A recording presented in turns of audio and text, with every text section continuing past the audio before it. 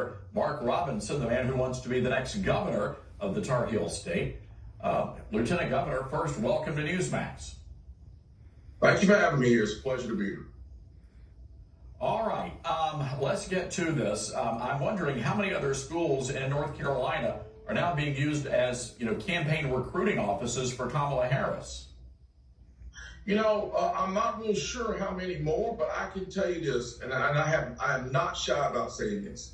Any teacher, any administrator that would take their political beliefs inside the school and then try to push those political beliefs on the students who they're supposed to be teaching, that person, that individual is not fit to stand at the head of a classroom, and they need to be removed. They need to step down. I'm a strong conservative, and I have aspirations of one day teaching at the college level. But when I teach at the college level, I intend to be a blank slate that is only teaching the facts of the subject that I'm teaching. That is not a place to try to sway any young minds towards teaching them what to think. You're supposed to be teaching these young people how to think. And the fact that they're doing this openly is despicable. But it's just another despicable thing we see coming out of Democrats these days. And Lieutenant Governor, especially in a battleground state like North Carolina, we checked state law, and according to our reading of the law, it's illegal for public servants, government workers, to do something like that, and especially to use those government emails to recruit students. So if in fact laws were broken here, should those teachers, should those administrators be held accountable? Absolutely, but unfortunately, we have a balance of power in this thing is out of whack.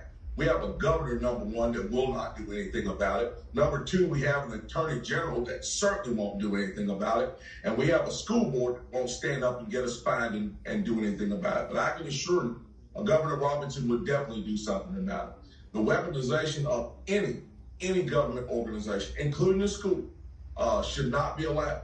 And we need to wipe the slate clean here of these folks that intend to do it. Lieutenant Governor, I want to bring your attention to an article that came out in The Hill today. They're alleging that Republicans in your state are pretty concerned about your chances of winning the race, specifically mentioning fundraising, a lacking of fundraising behind the Democrats. How's the campaign going, and what are you doing to try to make up that ground between you guys and the Democrats? Look, we're going to be real plain about this. We know what the polls are saying, but we also know what the ground is saying. I just left dinner in Greensboro, which is a solid blue city, and there were no less than 10 people in that restaurant who walked up to me, congratulated me, and said, "We're voting for you." Everywhere we go in this state, we have tremendous energy and people who are standing up saying they're going to vote for us. We have our unique donors. I can't tell you far and above what my opponent has. He may have the donor class on his side, but we have the hearts and minds of the people. We have a ground game like you would not believe, and I guarantee you those naysayers, they're going to be shocked on November 6th. Actually, November 5th, they're going to be shocked. We're going to win it that night. There you go, Lieutenant Governor. I want to get your take on this. Doug Emhoff, Dougie, that's what Kamala calls her husband, Dougie and Timmy Waltz, his new best friend, are having this sort of white man bromance thing going on. Let's watch this. So when I saw her come out, I was like, what?